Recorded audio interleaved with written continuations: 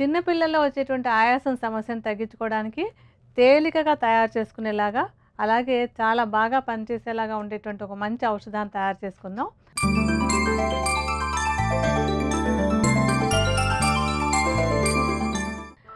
ఈ ఔషధాన్ని తయారు చేసుకోవడానికి మనం మొట్టమొదట తీసుకోబోయేది ఏంటంటే పిప్పళ్ళు. ఈ పిప్పళ్ళు కఫదోషాన్ని తగ్గించడానికి చాలా బాగా ఉపయోగపడతాయి. అందులో ఏంటంటే చిన్న పిల్లలకి మనం ఒక ఔషధం ఇచ్చేటప్పుడు అది ఎక్కువ వేడి చేయకుండా, వాళ్ళ మీద ఎక్కువ పవర్ఫుల్గా లేకుండా ఉండేలాగా ఇవ్వాలి. అలాంటి మృదు గుణాలన్నీ కూడా మనకి పిప్పళ్ళల్లో ఉంటాయన్నమాట. అంటే కఫదోషాన్ని తగ్గిస్తాయి, అలాగే పిల్లల మీద ఎటువంటి ఇతర అంటే కొంచెం వేడి చేసినట్టు అలాంటి ఇబ్బందులు ఏమీ లేకుండా ఉండడానికి కూడా పిప్పళ్ళు బాగా తోడ్పడతాయి. పిప్పళ్ళను ఏం చేయాలంటే మన ఔషధానికి వాడుకోవడానికి ముందు మూకుట్లో కొంచెం నెయ్యి వేసి ఆ నేతిలో ఈ పిప్పళ్ళను వేసేసి దాన్ని ఒకసారి వేయించాలన్నమాట. వేయించేసి అంటే కొంచెం తేలికగా పొడైపోయేందుకు వీలుగా ఉండేలాగా పెళ్ళపెళ్ళలాడేలాగా కొంచెం ఒకసారి వేయించేసి చల్లారిన తర్వాత దాన్ని చూర్ణంలాగా చేసుకోవాలి. ఇలా చూర్ణంలాగా చేసేసినటువంటి పిప్పళ్ళని అంటే పిప్పళ్ళ చూర్ణాన్ని ఒక 500 గ్రాముల పరిమాణంలో తీసుకోండి.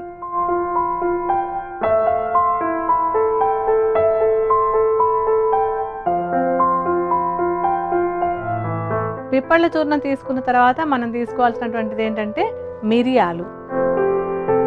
మిరియాలు కూడా కఫదోషాన్ని తగ్గించడానికి చాలా బాగా ఉపయోగపడతాయి. అలాగే ఈ దగ్గు ఆయాసం అది ఉన్నప్పుడు ఏంటంటే లోపల ఉండేటువంటి పాసేజెస్ ట్రాకియా కానివ్వండి, బ్రాంకై కానివ్వండి, అవి కొంచెం కన్స్ట్రిక్ట్ అవుతూ ఉంటాయి.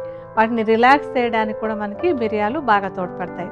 అయితే మిరియాలని పిప్పళ్ళలాగా ఎక్కువ తీసుకోక్కర్లేదు, కొంచెంగా అంటే ఒక 50 గ్రాముల పరిమాణంలో. అంటే పిప్పళ్ళేమో మనం 500 గ్రాములు తీసుకున్నాం, ఈ మిరియాలను మాత్రం కేవలం 50 గ్రాముల పరిమాణంలో తీసుకుని దాన్ని చూర్ణంలాగా చేసేసుకోవాలి. అయితే మిరియాలను చూర్ణం చేయడానికి మనం వేయించడం అనేది అవసరం లేదు, పొట్టిగా మిక్సీలో వేసేసి పొడిలాగా చేసేసుకోండి. 50 గ్రాముల మిరియాల చూర్ణాన్ని కూడా పిప్పళ్ళ చూర్ణంతో కలిపేసుకోండి. తర్వాత మనం తీసుకునేది ఏంటంటే జీలకర్ర.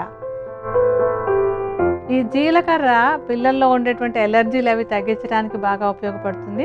అలాగే మందు వేడి చేయకుండా ఉండడానికి, తీసుకున్నటువంటి మందు బాగా జీర్ణం అవ్వడానికి కూడా జీలకర్ర బాగా సహాయపడుతుంది.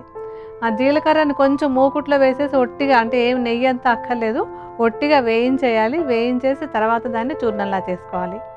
జీలకర్ర చూర్ణాన్ని కూడా మిరియాల చూర్ణంతో సమానంగా 50 గ్రాముల పరిమాణంలో తీసుకోండి. ఆ తర్వాత మనం తీసుకోవాల్సినటువంటిది ఏంటంటే విడంగాలు. ఈ విడంగాలు ఏంటంటే ఏమైనా ఇన్ఫెక్షన్ అది ఉన్నట్టయితే కనుక, లంగ్స్లో ఏదైనా ఇన్ఫెక్షన్ ఉన్నా, లేకపోతే శరీరంలో ఏమైనా అలర్జీలు ఉన్నా వాటిని తగ్గించడానికి విడంగాలు బాగా ఉపయోగపడతాయి. అలాగే విడంగాలు ఒక రసాయనం కూడా అనమాట. పిప్పళ్ళు కూడా రసాయనమే, అలాగే విడంగాలు కూడా ఒక రసాయనం కనుక టానిక్ లాగా కూడా పిల్లలకి బాగా ఉపయోగపడతాయి. విడంగాల్ని మెత్తటి చూర్ణం చేసేసుకోండి. ఈ చూర్ణం కూడా 50 గ్రాములే తీసుకోండి. ఇంకా ఇందులో మనం వేసుకోవాల్సినటువంటిది ఇంకొక ద్రవ్యం ఏంటంటే సొంఠి. సొంఠి అందరికీ తెలిసినటువంటిది, దాని గురించి ప్రత్యేకంగా ఏం చెప్పుకోకర్లేదు. సొంఠి ఏంటంటే జీర్ణశక్తిని బాగా పెంచుతుంది, కఫదోషాన్ని బాగా తగ్గిస్తుంది. ఎలర్జీలు ఏమైనా ఉంటే కనుక వాటిని తగ్గించడానికి కూడా సొంఠి కొమ్ములు బాగా ఉపయోగపడతాయి. ఈ సొంఠిని కూడా ఇందాక మనం పిప్పళ్ళలాగానే దీన్ని కూడా ఏంటంటే కొంచెం మూకుట్లో కొద్దిగా నెయ్యి వేసి ఆ నేతిలో ఈ సొంఠి కొమ్ముల్ని వేసేసి, అంటే చిన్న ముక్కల్లాగా చేసి వేసేసి కొంచెం వేగనివ్వండి. నేతిలో వేగిన తర్వాత ఆ సొంఠి కొమ్ములు కొంచెం చల్లారనిచ్చి తర్వాత చూర్ణం చేసుకోవాలి. మళ్ళీ సొంఠి చూర్ణాన్ని ఏంటంటే మిగతా ఈ 3 మూలికలాగా మిరియాలు వాటిలాగా కాకుండా కొంచెం ఎక్కువగా ఒక 125 గ్రాముల పరిమాణంలో తీసుకోవాలి.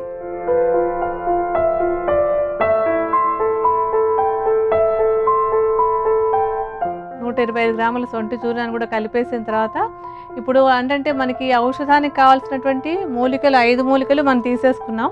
వీటిని తయారు చేయడానికి మనకి 2 అంశాలు కావాలి. ఏవేంటంటే ఒకటి పటిక బెల్లం, రెండోది తేనె.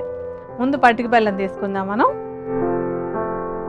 ఈ పటిక బెల్లం ఏంటంటే కఫదోషాన్ని తగ్గించడానికి బాగా ఉపయోగపడుతుంది. అలాగే కొంత చలవ చేయడానికి కూడా, అంటే చలవ చేస్తుందంటే మళ్ళీ కఫం వస్తుందని కాదు, లోపల వేడి అది లేకుండా ఉండడానికి పటిక బెల్లం బాగా ఉపయోగపడుతుంది. అలాగే పిల్లలు ఔషధం వేసుకోవడానికి కూడా ఇబ్బంది పడకుండా ఉండడానికి పటిక బెల్లం ఉపయోగపడుతుంది. మళ్ళీ ఔషధం వేసుకున్నాక కడుపులో ఎలాంటి అనీజీనెస్ లేకుండా ఉండడానికి కూడా ఈ పటిక బెల్లం బాగా ఉపయోగపడుతుంది. పటిక బెల్లాన్ని ఏం చేయాలంటే మెత్తటి చూర్ణంలాగా చేసేసుకోండి. కొంచెం బరకగా ఉన్నా పర్వాలేదు కానీ వీలైనంత వరకు మెత్తటి చూర్ణంలాగా చేసేసుకుని దాదాపుగా ఒక 250 గ్రాముల పరిమాణంలో పటిక బెల్లం చూర్ణాన్ని తీసుకోవాలి.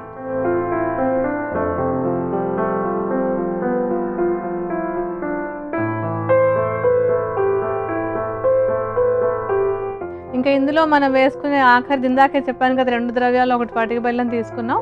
తేనె కావాలి ఇప్పుడు.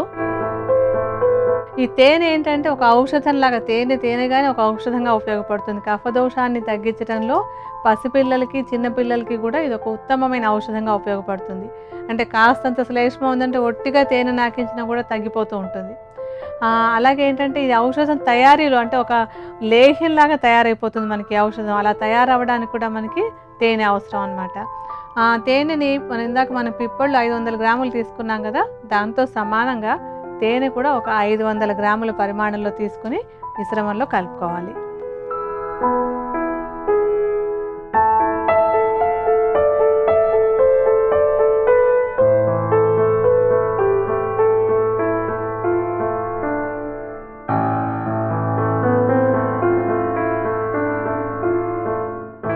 ఇప్పుడు అన్నింటిని చూర్ణాలు తేనె అంతా కూడా బాగా కలిపేసుకోవాలి.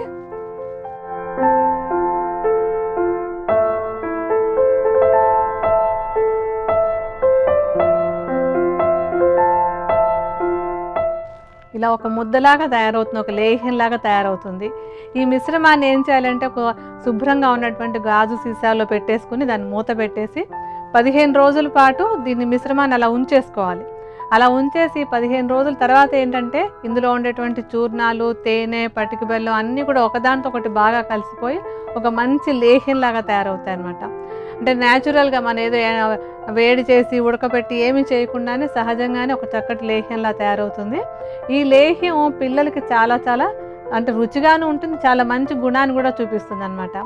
ఈ పిల్లలకి చిన్నపిల్లలకి వచ్చేటువంటి ఆయాసం లేదా ఉబ్బసం కూడా అంటూ ఉంటాం కదా, ఇది తగ్గడానికి ఏంటంటే ఒక 1/2 చెంచాడు పరిమాణంలో సుమారుగా ఒక 2-3 గ్రాముల పరిమాణంలో తీసుకుని దాన్ని ఉదయం ఒకసారి, మధ్యాహ్నం ఒకసారి, సాయంత్రం ఒకసారి 3 పూట్ల కూడా సుమారుగా ఒక 1/2 చెంచా పరిమాణంలో ఈ లేహ్యాన్ని పిల్లలకి ఇస్తూ ఉన్నట్టయితే ఈ ఉబ్బసం సమస్య అంటే మాటికి వచ్చేటువంటి ఆయాసం అవన్నీ తేలిగ్గా తగ్గించుకోవచ్చు.